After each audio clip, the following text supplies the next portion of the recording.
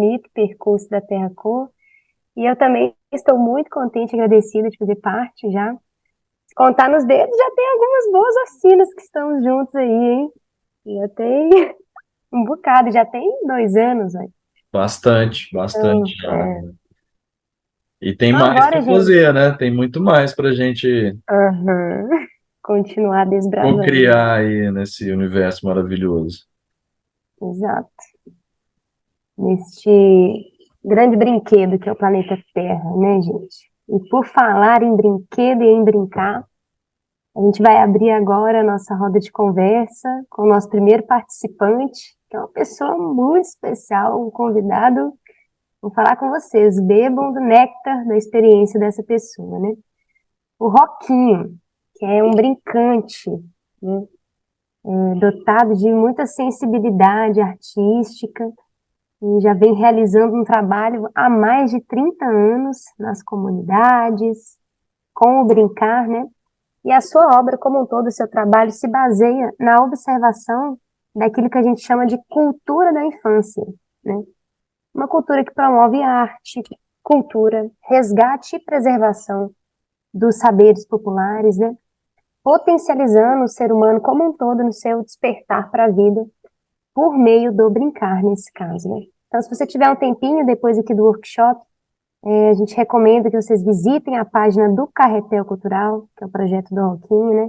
Ali tem fotos dos projetos e tem vários convites, né? Ali na página dele a um mergulho mesmo nessas questões ligadas à educação, à cultura da criança, à cultura brasileira como um todo, né?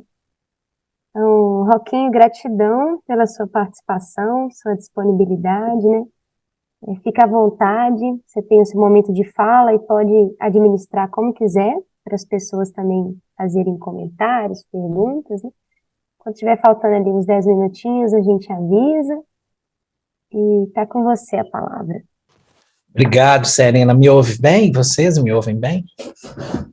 Bom dia, muito obrigado pelo convite.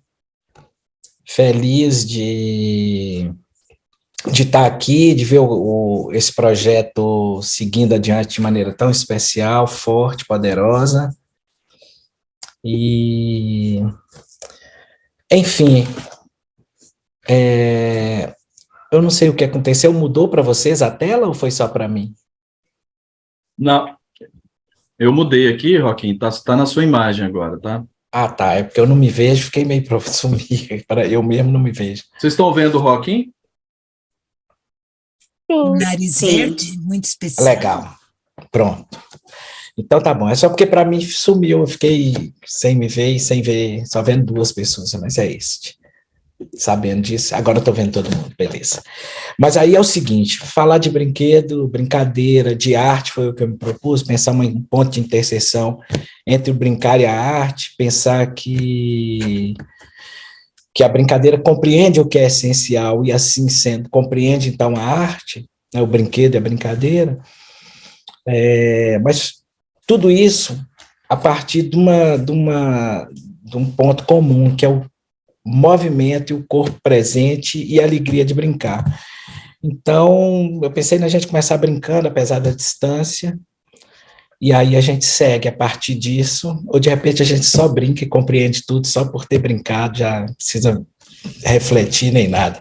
O brincar já apresenta tudo. E aí pensei que tipo de brincadeira caberia, e eu estou adoro o que é da minha infância, da infância do Brasil inteiro, e agora num contato mais recente com crianças do Malawi, que tem a diferença, tem a distância, ainda tem as línguas, né, que impediriam brincar.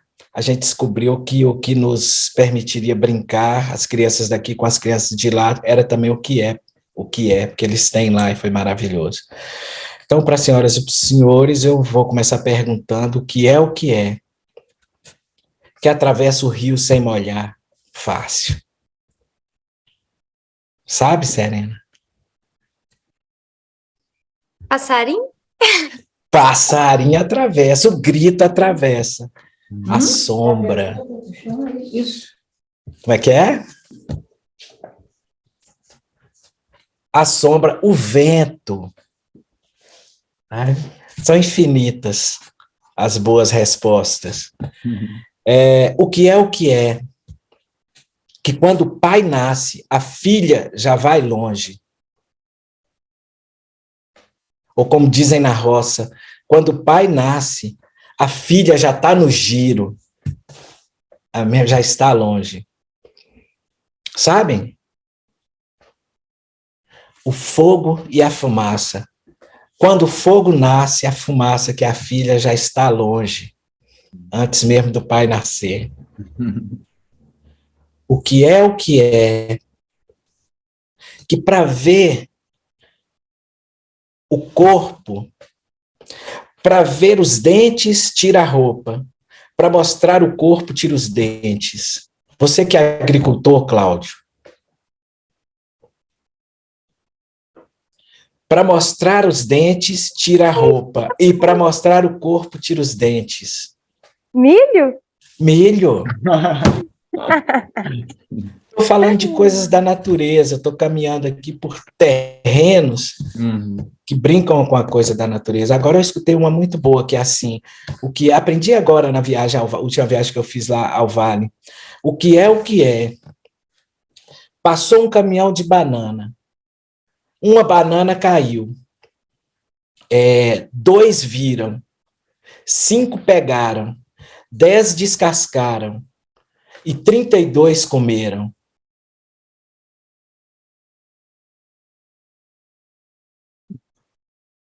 Uma banana caiu. 2 viram. 5 pegaram. 10 descascaram. E 32 comeram. Os dentes. Boa, adorei essa. Muito Essa é uma boa. pegadinha ótima. Achei maravilhosa. E segue assim. Quando você brinca, se você pensa nos aspectos específicos do que se constrói, é maravilhoso, porque você percebe com profundidade a força da brincadeira. Mas, ao mesmo tempo, você acaba perdendo a perspectiva da infinitude, porque é tanta coisa que se elabora no exercício do brincar, que é bom que você tenha essa perspectiva de que tudo acontece. Né? Por exemplo, eu não gostava de brincar de o que é, não era uma brincadeira que fazia parte do meu repertório, não me atraía. E um dia eu fui a uma comunidade chamada Malhada Branca, e cheguei atrasado nessa comunidade. Nós íamos justamente pensar o papel da brincadeira na construção dos laços. E quando eu cheguei, um senhor, que era o senhor mais velho da comunidade, estava no salão comunitário, com toda a comunidade em volta dele, brincando de o que é. E ele dizia: o que é, que é branco de nascença, é preto por natureza, tem a morte por alegria e a vida por tristeza. Essa é fácil, Serena. É branco de nascença, é preto por natureza, tem a morte por alegria e a vida por tristeza. Urubu. Urubu. É branco de nascença, é preto por natureza, a morte por alegria, a vida por tristeza. E foi justo ali, vendo o seu Leônidas no exercício, de ter em torno dele as crianças, os jovens e as pessoas mais velhas da comunidade. Toda a comunidade naquela época devia ter umas 80 pessoas, estavam ali e brincavam. E foi então que eu percebi o papel do brincar na constituição dos laços comunitários, né? E compreendi a perspectiva de que brincar é, na verdade, a arquitetura original do sentido comunitário. Quando a criança brinca, ela se apropria de um conjunto de experiências, de modos de negociação e regras e formas disciplinares e tal, que mais tarde, quando for necessário elaborar isso ao ponto de constituir comunidade, ela tem em si uma informação, ela guarda um referencial interno, e quando disserem comunidade, antes de dizerem, ela já sabe. A pessoa que brincou já sabe do que está sendo dito, porque brincar é essa arquitetura original do sentido comunitário. Né? O que é que a gente planta na terra e nunca nasce? Defunto. É verdade. Nasce, mas nasce em forma de mangueira, jabuticabeira. Nasce outra coisa. Ou ajuda a nascer, né? Mas nascer mesmo, se nascer vai ser estranho para danar. Um cemitério cheio de pé de gente. Mas o fato é que brincar é, antes de tudo, uma pedagogia que apresenta para a pessoa que brinca as coisas que são efetivamente essenciais, né? O que importa. Por isso que a criança, sabendo disso, e toda a humanidade nova, criança, escolhe brincar em qualquer canto do planeta. Menino e menina, quando tem um pouco de liberdade, escolhem brincar, porque sabem que é por aí que se inaugura a experiência essencial, aquilo que vai lhe dar compreensões que vão se elaborar para que um ser humano potente, forte, poderoso, individualmente e também coletivamente se estabeleça, né? Então, vamos à última aqui para eu poder seguir com a conversa. O que é o que é? Deixa eu ver uma. Aprendi lá no Pará. É impossível de ser comido, mas é muito bom de ser cagado.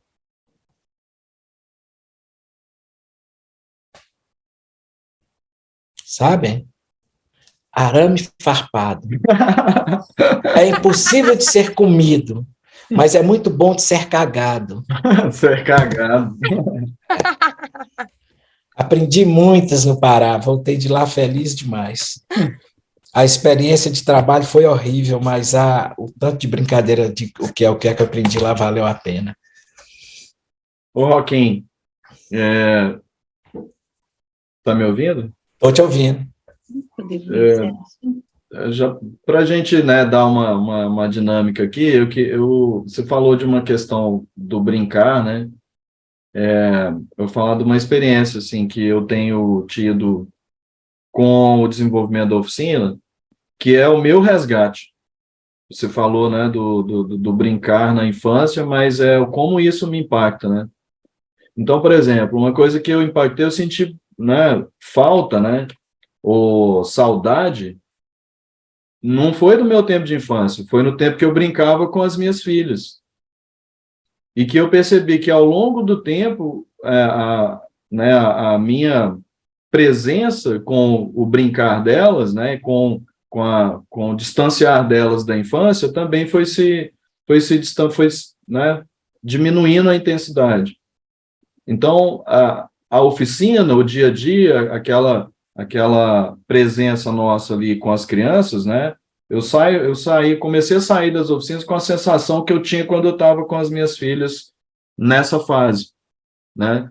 E isso me despertou para uma questão de que a gente precisa trabalhar o resgate, né? Se a gente, de alguma maneira, deixou isso para, né, ficar para trás e não cultivou isso de outras maneiras, né? Isso me faz, pessoalmente, muito bem, né? Assim, realizar a oficina, não só com a criança, mas com os adultos também, mas traz dentro desse ambiente onde a gente está como se estivesse brincando, isso eu como facilitador saio, parece que transformado, né, daquele movimento, e eu vejo também que as pessoas também que estão participando ali saem dessa forma, né? Sem definir a questão da faixa etária, se é uma criança, se é um adulto, se é um idoso, né?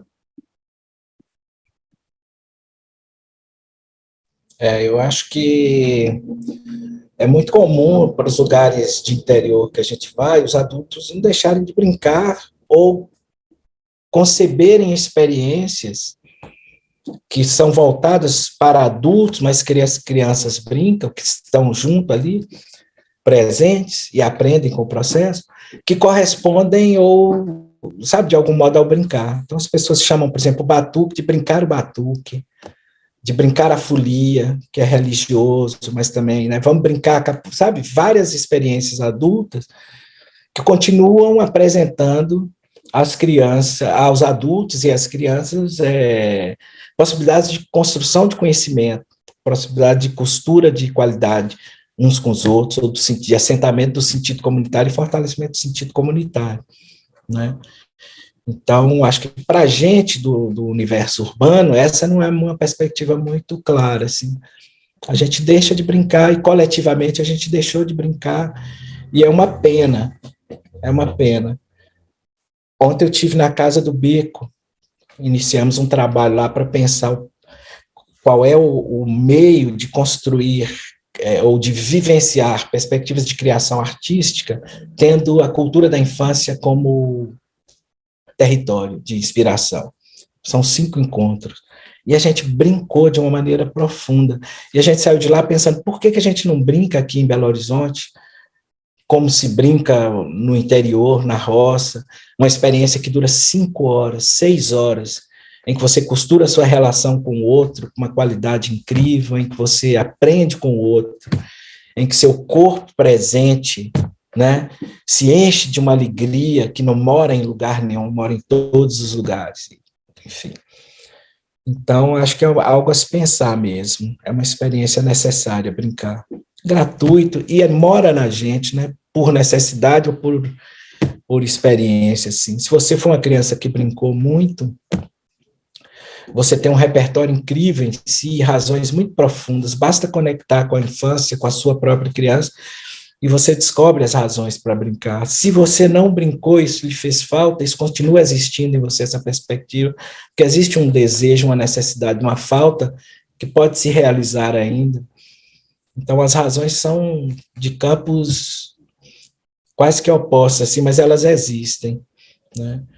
Sem contar que eu acho realmente que sem a perspectiva do sentido comunitário estabelecida, nós não encontramos a nossa força original, a nossa identidade, fora desse tecido comunitário, nós não encontramos a nossa força, e é só nele que a gente, de fato, estabelece meios de responder, por exemplo, ao que necessitam as crianças que estão à nossa volta. Sozinho a gente não dá conta. Tem questões que são nossas, mas tem questões que são amplas e precisam ser resolvidas, pensadas a partir de um coletivo que se entende com afinidade, né, que quando um se ergue, o outro se ergue, a outra se ergue, porque sabe a razão porque um corpo daquele grupo se levantou e ele se levanta junto, ela se levanta junto, para pensar e com um detalhe. Brincar é uma pedagogia que assenta as compreensões essenciais, mas em que pese o complexo das coisas que se aprende quando brinca, ela é uma pedagogia irmã da alegria, é uma pedagogia irmã da alegria. E eu acho que a alegria comunitária é que salva a gente. Fora disso, tem um caminho certo para o adoecimento, né? E a gente tem adoecido aos montes, né? Num exercício de trabalho sistemático, mas falta de uma razão interior e falta de uma conexão com o outro, no sentido, a gente não se amontoa na cidade, você ter 2 milhões de pessoas emboladas aqui em Belo Horizonte, para viver sem dizer oi para o outro, sem um exercício de contato profundo. A gente se embola para ter chance de ser comunidade, mas a gente ainda não descobriu. Daqui a pouco a gente chega lá, eu creio, porque o interior do Brasil fala muito forte sobre isso, né? Para quem viveu um pouco de experiência e foi, mesmo que não tenha nascido, mas vai lá e vê, percebe que toda a cultura, inclusive a cultura da infância, promove, antes de tudo, a qualidade do encontro e fortalece o sentido comunitário. A ausência disso faz muita falta.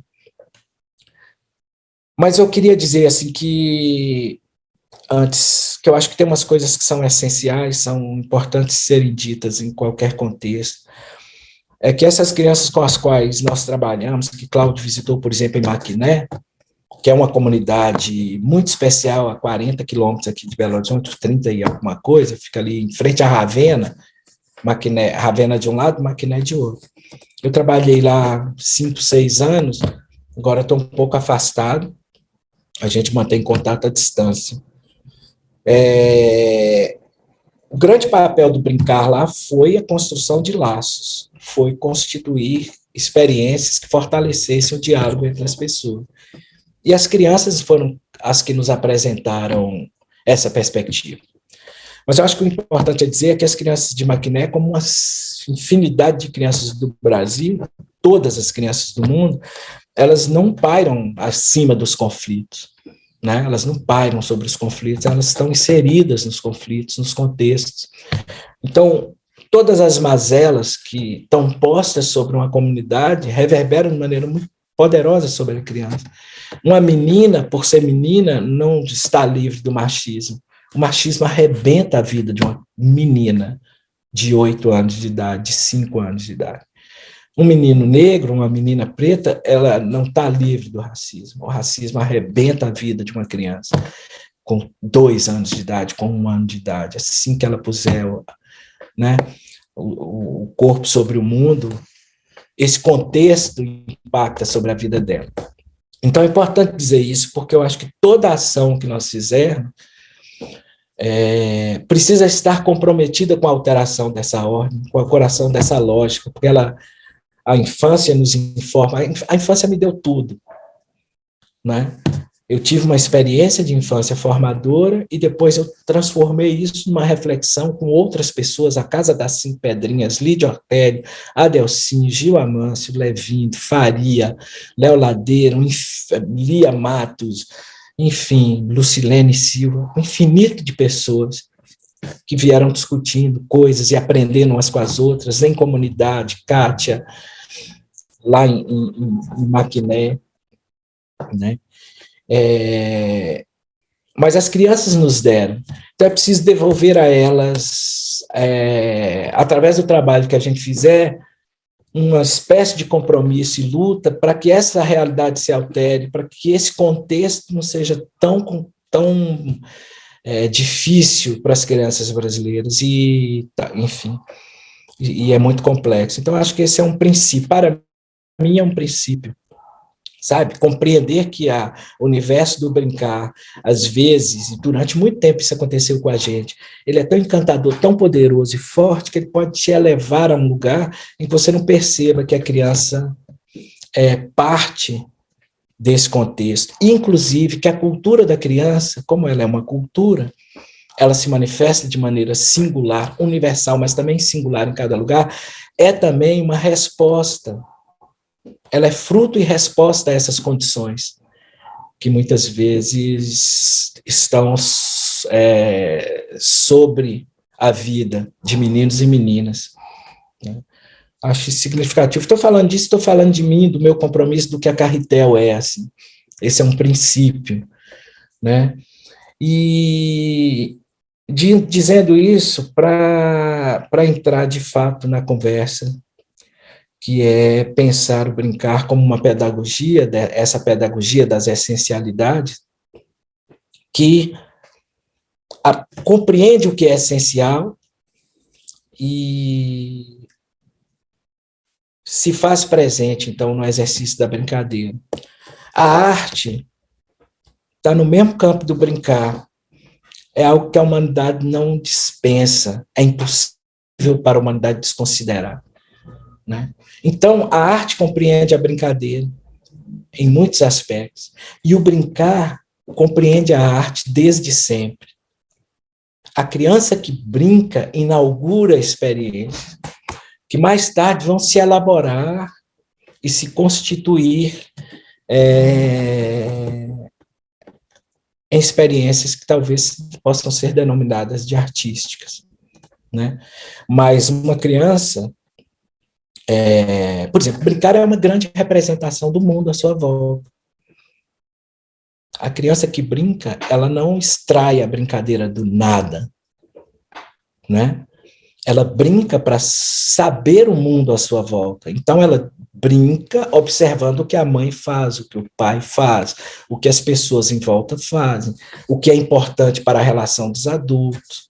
Brincar é esse exercício de experimentar o mundo, né? Ainda sem a dureza ou a verdade profunda das coisas quando elas estão no exercício dos adultos. Então, a gente brinca do que o pai... Se o pai é barqueiro, a gente faz barquinho, experimenta equilibrar na água. né? Se a mãe é médica, você costura coisas ali, experimenta. Então, você tem a cultura dos adultos inspira a prática do brincar. Mas acho significativo é dizer que brincar é uma representação da vida que a criança encontra e lê à sua volta, né? Brincar, eu gosto de ver as crianças pulando corda, por exemplo, porque é um exercício maravilhoso de compreensão musical, né? Você tem um tempo que a corda está presente, mas quando o corpo sobe, em contratempo, a corda estala. Quando o corpo estala, a corda voa. E aí você tem tempo e contratempo. E é um exercício de compreensão musical que não está proposto para uma parte do corpo. Não é para as mãos, não é para a cabeça. É o corpo inteiro aprendendo aquilo. É um exercício de compreensão para o corpo. Todo o corpo sabe quando brinca. Então você canta um homem bateu em minha porta, pom, pom, pom, né?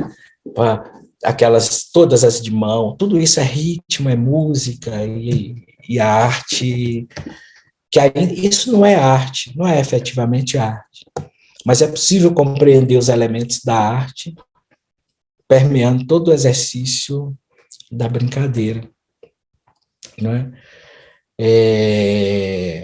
A criança que constrói com os elementos da natureza de maneira espontânea. Esse é um registro que eu faço há muitos anos. Antes de mim, Lídia Ortelli, cuidado de registro, né?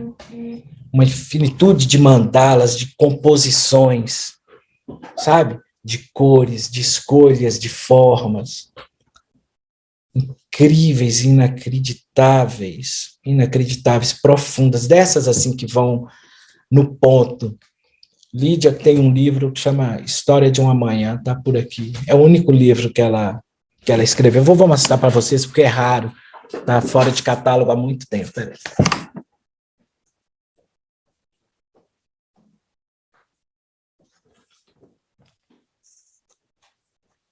É este.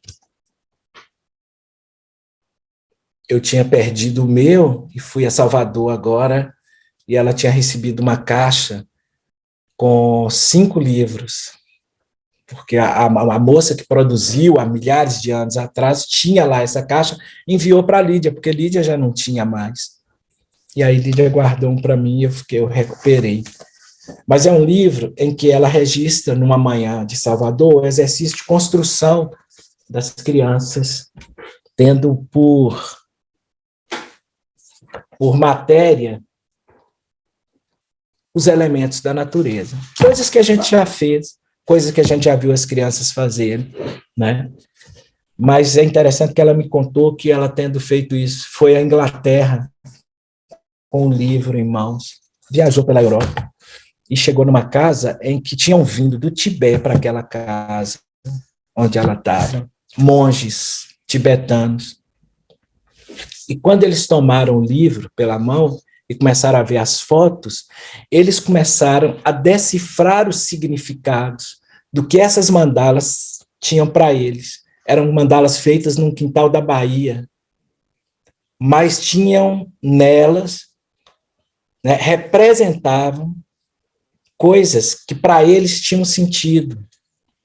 E aí eles começaram a dizer dessa... Então, é esse exercício profundo, que é místico, mágico, poderoso, né? Mas que a arte, isso aqui tem uma relação com a arte, é uma organização de materiais com escolhas que compreendem texturas, formas, cores, tem um aspecto estético, enfim, né? Então, brincar é só isso, essa pedagogia das essencialidades. Esse é o nome do livro que eu vou lançar em novembro, espero eu, né? Mas me digam aí também, vão me dizendo que está aberto aí para vocês. Perfeito. Vou só fazer uma breve intervenção, que agora são 10, e a gente combinou de ir até as 10h10, assim, e dar um intervalo. Isso. Certo, pessoal.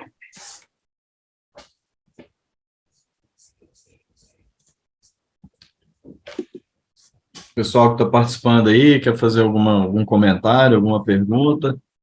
O Rodrigo apresentou um livro também aí, Rodrigo. Enquanto o Rock falava, eu lembrei desse livro, né, que né, o Rock falou muito sobre brincar, e a gente está aqui dentro do contexto de terra que envolve a natureza. E esse livro que ele chamou de transtorno de déficit de natureza, né? Não é uma patologia em si, mas ele diz de uma série de sintomas, né, que as crianças americanas estão vivenciando, então obesidade, ansiedade e tudo, né, que ele vai fazendo uma relação do distanciamento da natureza. Então, quanto mais as crianças se distanciam do ambiente natural, maior essa vivência de sintomas que vão afetar a qualidade de vida. Eu achei uma leitura fantástica. É claro que fala de uma realidade que não é a nossa, mas é muito possível trazer elementos para pensar aqui a nossa realidade. E eu fico pensando o quanto que tem potencial de trabalhar a brincadeira a partir da terra, né, o quanto que as crianças se apropriam do que é natural. E foi mais essa relação que eu quis trazer. É significativo pensar porque, por exemplo, numa comunidade que eu trabalhei durante muitos anos, Mercadinho, no Alto Jequitinhonha, próxima, é o município de Carbonita. O que eu vi é que, por exemplo, a natureza não bastava. Eu também achava assim, que a criança, o ser humano em meio à natureza encontraria tudo, mas é preciso o outro e o sentido comunitário, e é preciso política pública. Porque uma criança que se inunda de natureza e que sabe tudo da natureza, não sendo uma criança, por exemplo, de uma comunidade indígena, onde ela permanece ali e tem condições de depositar ali o conhecimento que ela adquire na infância, uma criança que vive numa comunidade pequena como é Mercadinho, vive toda a experiência poderosa de saber se vai chover ou não, só de olhar para o céu, de saber o tempo das águas, saber todo esse ciclo cronológico que rege a vida de um povo do campo, né? A criança já sabe, 10 anos ela já está ciente, né? Quando ela tem 15 anos, se não tiver política pública que acolha esse conhecimento, que reconheça e fortaleça, que potencialize, ela vai se encostando para a margem, que era o que a gente via muitas vezes em muitas comunidades onde eu trabalhei, tipo Maquiné, um dos meninos mais maravilhosos do mundo. Quando chega no tempo, se você não tem o estudo, que é o que assegura a essa criança uma possibilidade, na circunstância que a gente vive, de alterar a lógica familiar, né? Se você não tem isso, essa criança, todo esse conhecimento começa a colapsar, e a perspectiva é que talvez ela não dê conta de exercitar tudo que ela nasceu para ser, porque é preciso política pública, é preciso, no Brasil, essencialmente, é preciso que a gente pense que é uma questão essencial, assim, né? Preciso pensar em governos comprometidos com o desenvolvimento humano, governos comprometidos com comunidades rurais, com comunidades que estão na margem, apesar de serem o centro da identidade, do conhecimento que importa, né? Elas estão à margem. Então, essa coisa da política pública, para mim, é uma questão, sabe, séria, importante, assim, nesse aspecto. Natureza, infância e comunidade, políticas públicas poderosas que vão potencializar o conhecimento desses meninos e meninas. Aqui mesmo, para encerrar, eu conheci um menino que morava num abrigo em Belo Horizonte. E quando eu conheci esse menino, eu fiquei completamente chocado, porque ele tinha um conhecimento técnico de elaboração de pipas, que era um absurdo, ele sabia de tudo, uma técnica, uma ciência aplicadíssima, assim, abaixava o graveto, virava, sabe, um instrumento de construção da pipa, e depois ele dizia, vai subir, para a esquerda, para a direita, para baixo, fazia a pipa aí como ele queria. Ele sabia e dominava os ventos, né? Mas quando eu vou conversar com quem é responsável pela vida daquele menino, as educadoras dizem, ele não tem condição nenhuma, ele tem alguma coisa aí, porque ele não vai bem na escola. Ele não tem habilidade fina, motora. E o menino fazendo uns nós assim com a pipa. Qual a perspectiva que você vê para esse menino? Eu fiquei olhando e falei, não sei, se esse menino não encontra lugar num espaço, porque a gente tem críticas sobre ele, mas um espaço que acolhe o conhecimento que esse menino tem, gradativamente esse menino é carreado para a margem numa cidade grande como Belo Horizonte, a gente sabe quais são as perspectivas que ficam, enfim. Mas brincar é só isso, essa inspiração maravilhosa, é uma forma de afirmar a criança num lugar muito especial, que é para além de quem você ensina, mas é de ouvi-la como quem sabe, e nos sugere destituirmos assim, desse lugar de mestre que nós adultos temos, de sistematicamente ensinar para ouvir a criança que está diante da gente, aprender com ela os caminhos. Assim. Joaquim, uma questão, assim, acho que a gente podia ficar aqui 3 horas falando, né?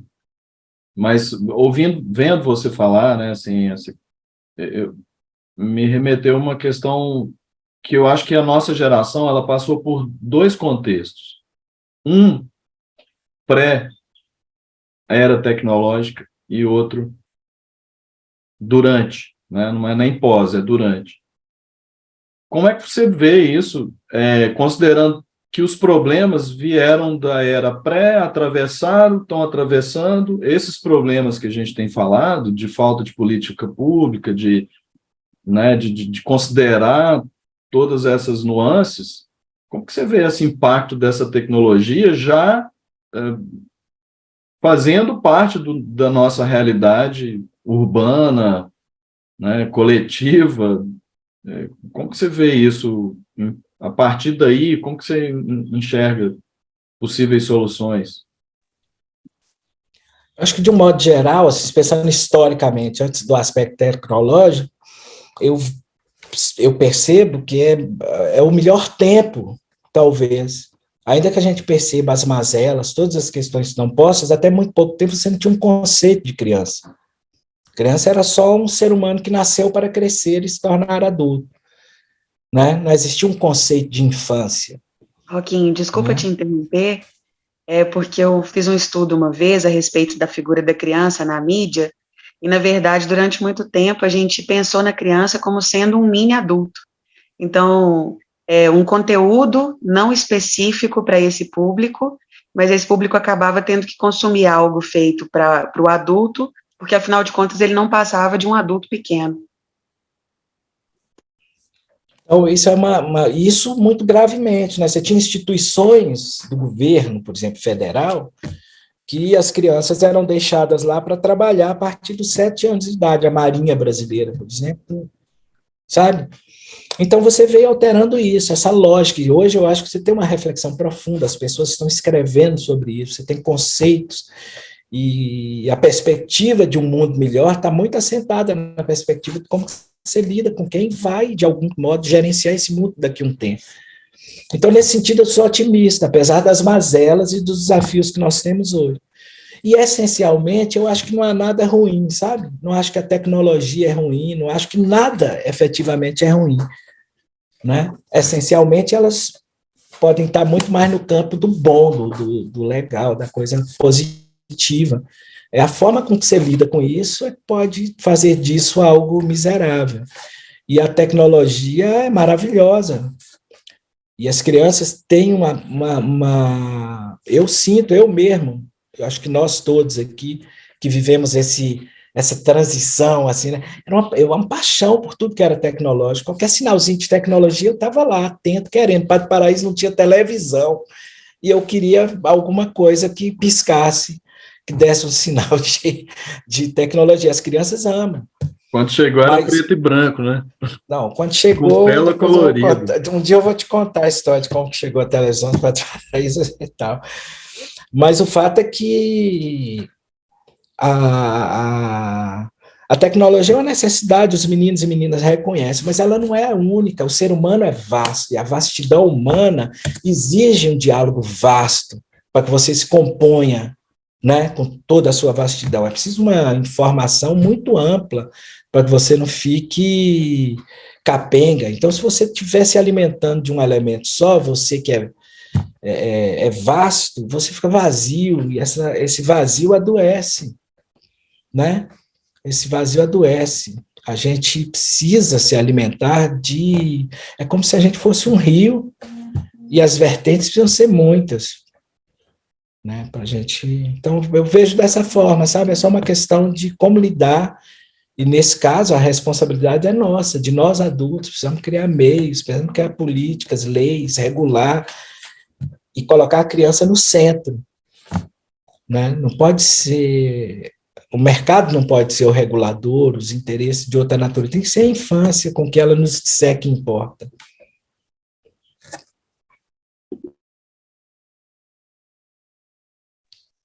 Acho que foi este. Estamos terminando? Vamos despedir? Deu a hora, né? Deixa eu fazer um comentário. Pessoal. Não é aqui no workshop, ô Vitor. Hoje você falou, assim, muito breve, mencionou como brincar tem a ver com o corpo ativo, o corpo presente, né? E uma vez eu vi também na página do Carretel uma fala sua, Roquinho, que, nossa, explodiu minha cabeça, assim, que representava muito do que eu penso e pensei mais ainda depois da minha experiência nos últimos 3 anos, de ter morado na roça também. Uma criança que não cresceu na roça, eu cresci na cidade, depois ganhei uma paixão por isso e fui me enfiar pro meio do mato, né? E do que vale, digamos assim, né, a cabeça mirabolante sem um corpo ativo, um corpo que existe, que se movimenta, né? E eu percebo nessa diferença, assim, da vida rural para a vida urbana, uma enorme diferença, é que a gente entra nesse desbalanço completo da valorização da cabeça, né? E do corpo como um suporte para a cabeça, né? Então, assim, eu vou trabalhar aqui com a minha cabeça e meu corpo está servindo para sustentar minha cabeça no lugar, né? E a partir daí, né, a gente negligencia quantos por cento desse corpo e desse ser. E o que acontece quando se negligencia, né? Quando se finge que não se é um corpo, né? E na vida rural não tem essa oportunidade, porque você acorda, você vai bater uma enxada, você vai colher um tomate, você vai caminhar, você vai buscar um balde de água, então tá ali tudo integrado, né? E como a gente começa a adoecer nesse lugar urbano, assim, dessa negligência mesmo do corpo, né? Então eu acho muito interessante, assim, perceber que muitas das nossas mazelas, dores, doenças, né, estão presentes aí nessa dissociação que aconteceu, né, no universo urbano. É isso. A última coisa agora que ela falou, não posso deixar de dizer. Que eu achava que a estratégia era por inconsciência, era porque nós não sabíamos, porque as crianças já sabem. A universalidade do brincar não está no nome, não está na música do brinquedo, não está na forma. Ela está no movimento que o corpo cumpre quando brinca. O que liga a minha infância à sua não é o nome que eu dou ao brinquedo, é o exercício que meu corpo faz quando brinca. Então a criança já sabe, ela escolhe como linguagem algo que está grafado na célula, não é que não está em outro lugar. Ela fala por aí, universalmente. E eu pensava que, por exemplo, uma pedagogia que pede para sentar e pede inércia era pura ignorância, mas não era, que burrice a minha, é por estratégia. É por estratégia que você constrói um corpo dócil e frágil, ainda que a cabeça esteja cheia de possibilidades de revolução. Porque quando você quer imprimir ao mundo a revolução que você pensa, seu corpo não sabe. E aí não serve de nada tudo que você sabe com a cabeça. Então você é dócil, apesar da palavra e da vontade, né? Pronto, agora acabei de vez, agora foi. Uau! Muito bom. Gratidão, Roquinho. Puxa aí, Cláudio. Fala aí com a gente. Joaquim, gratidão pelo seu tempo, por compartilhar com a gente, né, toda a sua história de vida, né, e por apoiar a gente, né, por continuar apoiando. Sou muito grato, né, pessoalmente, por ter te conhecido, por ter recebido, você ter me amparado, né, e saber que a partir desses encontros que a gente tem, né, como esse aqui, a gente pode multiplicar ainda mais as possibilidades da gente impactar o nosso ambiente, né, nosso meio. Eu acho que o caminho que a gente está, né, tá buscando aqui, nós podemos ajudar a solucionar muito, muito do que está sendo, que você colocou, e de uma maneira maravilhosa, né, linda, né, assim, de intervenção e de mudar a perspectiva, principalmente de crianças, né. Muito Eu que obrigado. agradeço, fico muito grato também pelo convite, por estar aqui com vocês, prazer, Serena, que eu ainda não conheci, Rodrigo, a Mari, todo mundo mais, e daqui a pouco a gente estende conversa, né? Você chega por aí, a gente se encontra. Eu não vou ficar com vocês porque eu vou ter que ir para... Estou indo para o Jardim Felicidade, encontrar a Rabiola Casa Escola, estou fazendo Que uma ação maravilha! com eles lá, todo sábado, e aí hoje nós temos uma atividade especial lá, vamos encontrar a comunidade, daqui a pouco eu estou lá, eu mando notícia depois para vocês. Valeu. Bom Um sábado. beijo, beijo, até mais os meninos e as meninas. Beijo, em pé.